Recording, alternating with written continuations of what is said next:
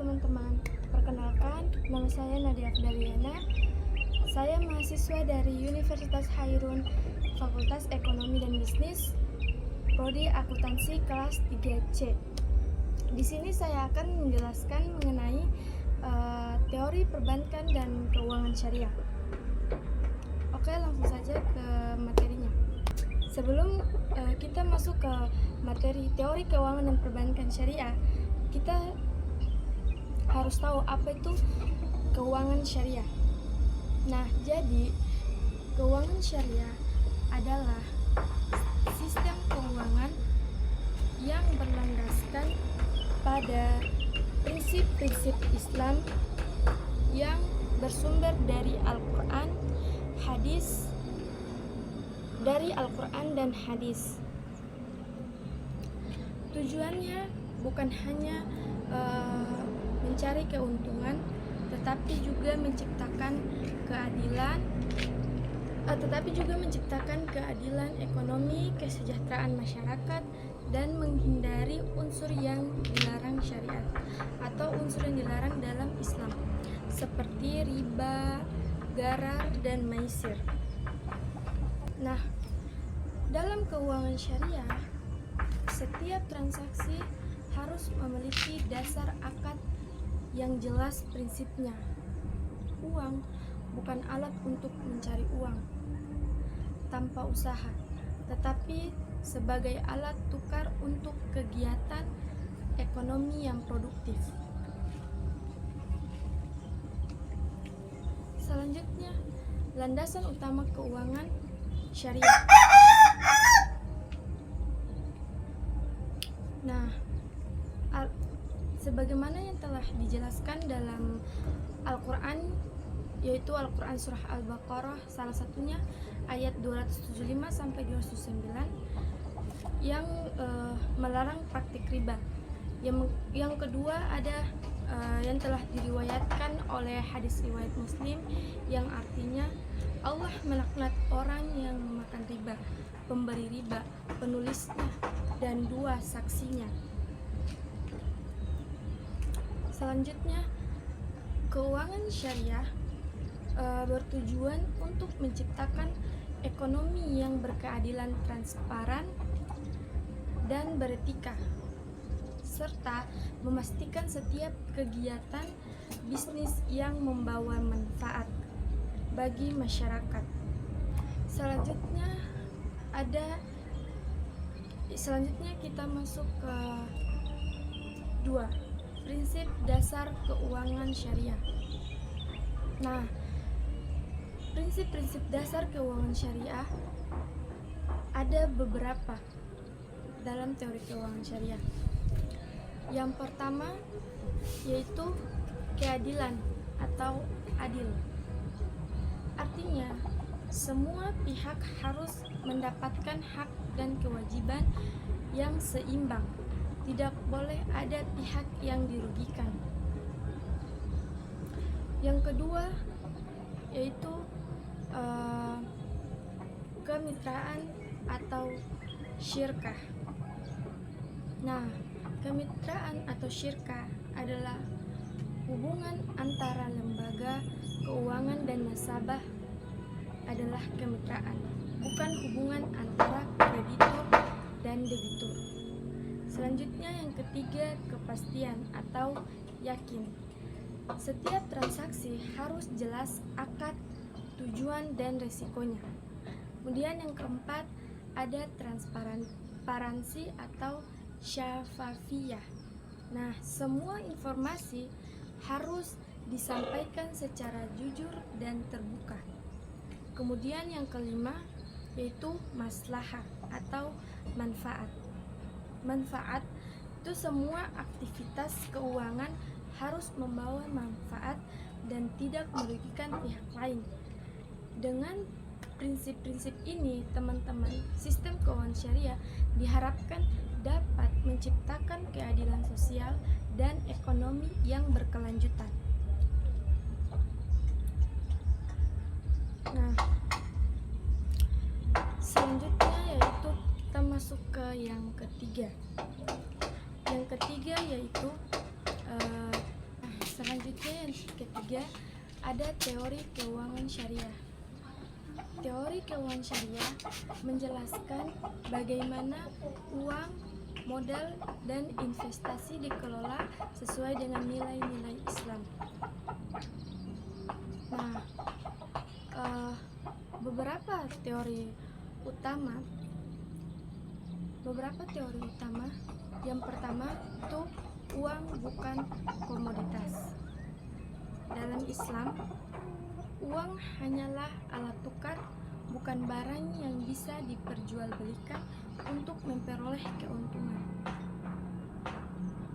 Oleh karena itu, bunga dianggap haram karena memperoleh keuntungan tanpa usaha yang real.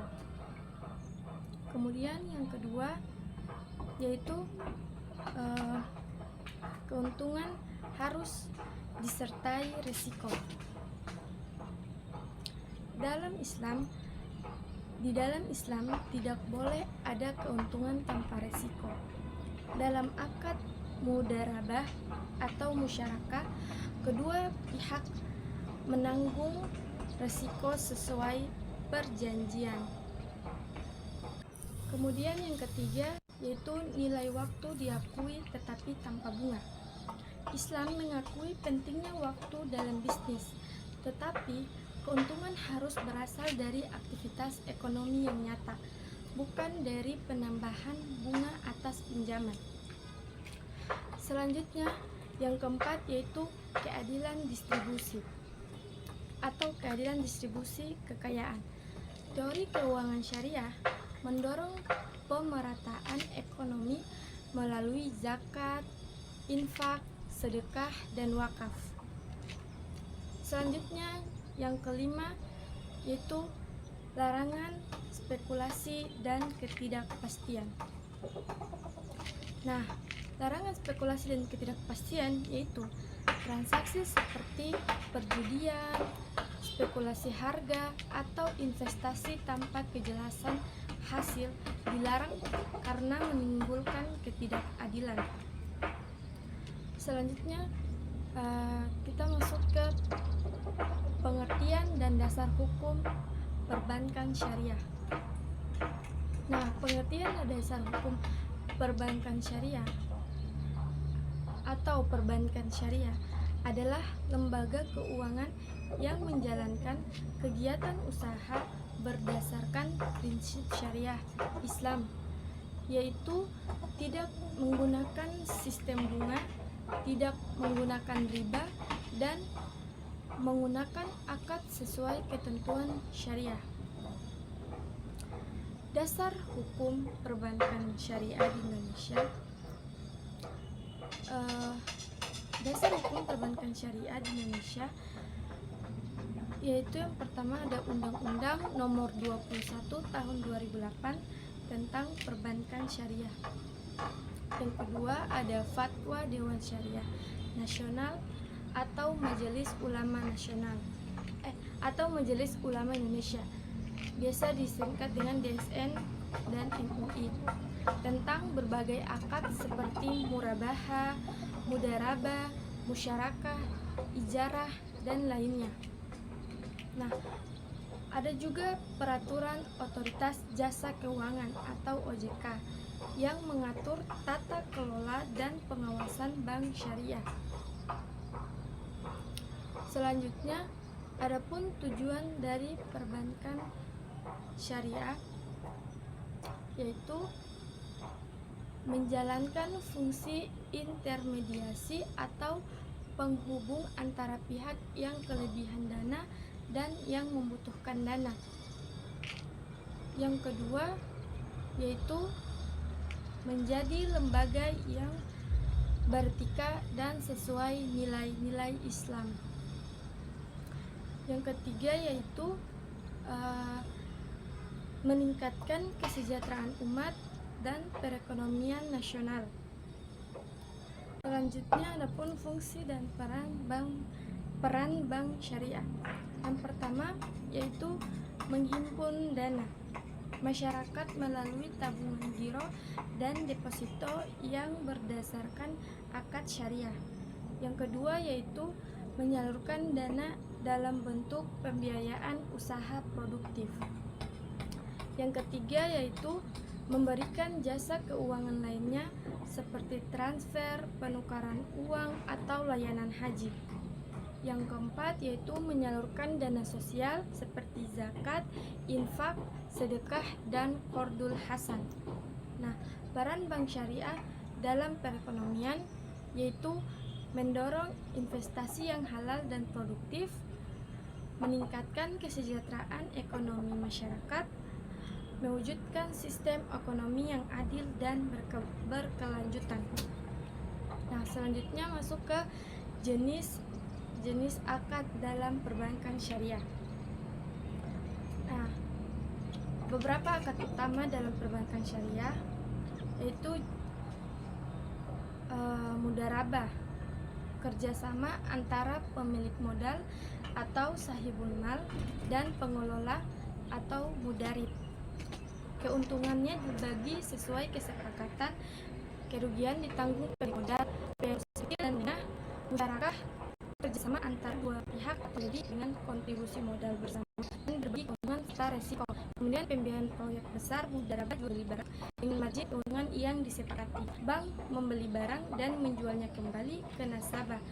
Pembiayaan kendaraan, rumah, alat kerja, ijarah, akad, dan sewa.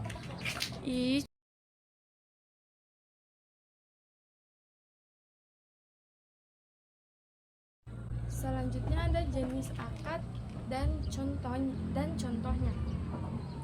Yang pertama ada mudharabah, kerjasama antara pemilik modal atau sahibul mal dan pengelola atau mudarib. Keuntungan dibagi sesuai kesepakatan, kerugiannya ditanggung pemilik modal. Pembiayaan usaha kecil dan menengah.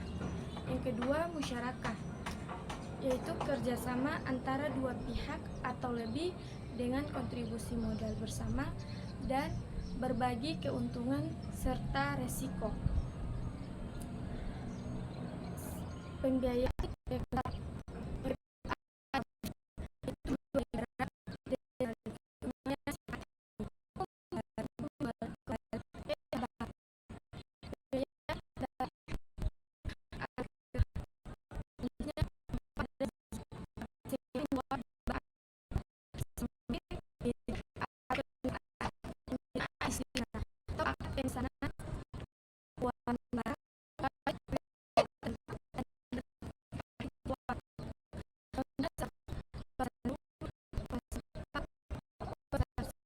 selanjutnya ada qardul hasan,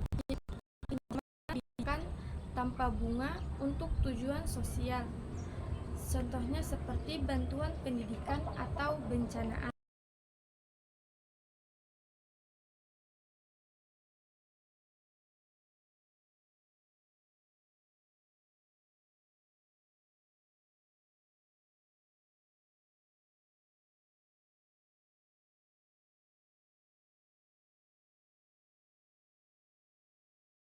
Ada perbedaan bank syariah dan bank konvensional.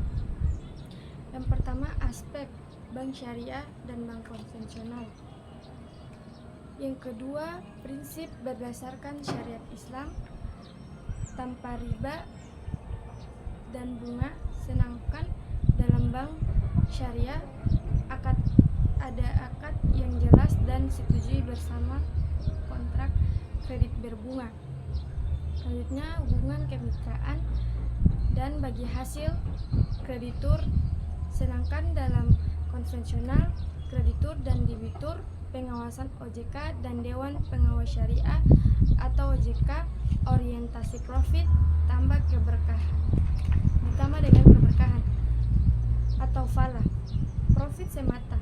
Kemudian ada produk mudharabah, murabaha, musyarakah, deposito. Sedangkan dalam bank konvensional yaitu pinjaman dan kredit.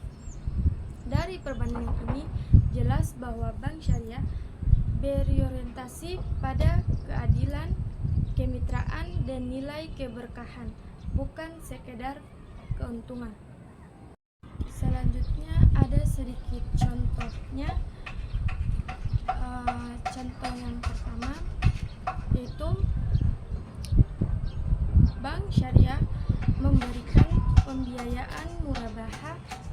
sebesar 100 juta dengan margin keuntungan 10%. Berapakah total pembayaran yang dilakukan nasabah? Nah, penyelesaiannya atau untuk jawabannya yaitu totalnya sama dengan 100 juta ditambah 10% dikali dengan 100 juta. Jadi totalnya semua 110 juta. Kemudian contoh yang kedua yaitu dalam akad mudharabah. Modalnya sebesar 50 juta, menghasilkan laba sebesar 10 juta. Jika bagi hasil disepakati, maka 60 dan 40. Nah, pemilik modalnya itu 60% dikali dengan 10 juta. Hasilnya yaitu 6 juta. Kemudian untuk pengelolanya 40% dikali dengan 10 juta, jadi hasilnya yaitu 4 juta. Selanjutnya adapun inovasi produk dan layanan keuangan syariah. Seiring perkembangan teknologi digital, lembaga keuangan syariah kini terus berinovasi untuk memenuhi kebutuhan masyarakat modern tanpa meninggalkan prinsip syariah. Nah, beberapa inovasi penting yang muncul di era digital sekarang antara lain yaitu yang pertama ada digital bank syariah, atau biasanya banyak bank syariah telah mengembangkan layanan perbankan digital seperti mobile banking, internet banking, dan pembukaan rekening online. Nah, tujuannya itu untuk mempermudah masyarakat atau untuk mempermudah kita untuk akses layanan keuangan yang halal bagi masyarakat luas. Nah, selanjutnya ada vintage syariah atau finansial teknologi. Nah, vintage syariah menghubungkan investor dengan pelaku usaha berbasis akad syariah seperti mudharabah dan musyarakah. Nah, contohnya itu seperti platform peer-to-peer atau lending syariah yang membantu pembiayaan UMKM dengan sistem bagi hasil, bukan bunga. Kemudian yang ketiga yaitu ada produk keuangan sosial syariah digital. Nah, yaitu pengumpulan dan penyaluran zakat, infak, dan wakaf. Kini juga dilakukan melalui aplikasi digital. Ini menjadikan platform Islam lebih transparan dan efisien. Nah, yang keempat yaitu grant financing dan halal investment. Nah, bank syariah mulai berperan dalam pembiayaan proyek-proyek berkelanjutan, ramah lingkungan, dan halal seperti energi terbarukan dan pertanian organik. Nah, dari semua inovasi-inovasi yang ini memperkuat posisi keuangan syariah sebagai sistem keuangan yang adaptif, modern, dan beretika. Regulasi dan pengawasan perbankan syariah di Indonesia. Perkembangan perbankan syariah di Indonesia tidak lepas dari dukungan kuat seperti pemerintah dan lembaga pengawas keuangan. Berikut ada beberapa lembaga dan regulasi utama yang mengatur jalannya perbankan syariah di Indonesia. Yang pertama itu ada Otoritas Jasa Keuangan atau disingkatnya dengan OJK, itu untuk mengawasi seluruh kegiatan perbankan termasuk syariah agar sesuai dengan prinsip kehati-hatian dan perlindungan konsumen. Kemudian yang kedua ada Dewan Syariah Nasional atau Majelis Ulama Indonesia, biasa juga disingkat dengan DSN dan MUI. Nah, DSN dan MUI ini berperan dalam mengeluarkan fatwa-fatwa syariah terkait akad, produk, dan kegiatan keuangannya agar sesuai syariat Islam. Nah, selanjutnya yang ketiga ada Dewan Pengawas Syariah atau biasa juga disingkat dengan DPS. Nah, DPS itu setiap bank syariah wajib memiliki DPS yang bertugas untuk mengawasi pelaksanaan kegiatan usaha agar sesuai dengan fatwa-fatwa dari DSN dan MUI. Selanjutnya yang keempat ada Bank Indonesia atau BI. Nah, melalui Direktorat Keuangan Syariah, BI mengatur kebijakan moneter dan sistem pembayaran berbasis syariah. Selanjutnya yang kelima ada Komite Nasional Ekonomi dan Keuangan Syariah atau disingkat juga dengan KNEKS. Nah, KNEKS ini didirikan untuk mempercepat pengembangan ekonomi dan keuangan syariah yang ada di Indonesia melalui sinergi antar lembaga pemerintah, industri, dan akademisi. Nah, regulasi dan pengawasan ini penting agar setiap sistem keuangan syariah tetap kredibel, aman, dan sesuai dengan hukum yang ada di dalam Islam. Nah, kemudian ada pula arah dan prospeknya. Arah dan prospek keuangan syariah di masa depan. Nah, masa depan keuangan syariah juga memiliki prospek yang sangat cerah, baik di Indonesia maupun global. Nah, ada beberapa tren yang diperkirakan akan terus berkembang. Di antaranya itu peningkatan literasi masyarakat terhadap keuangan syariah. Nah, yang kedua ada integrasi sistem keuangan syariah dengan teknologi blockchain untuk keamanan data transaksi. Kemudian ada yang ketiga peningkatan investasi halal seperti suku, reksa, dana syariah, dan saham syariah. Kemudian kolaborasi antar bank syariah dan fintech dalam penyaluran pembiayaan sektor UMKM.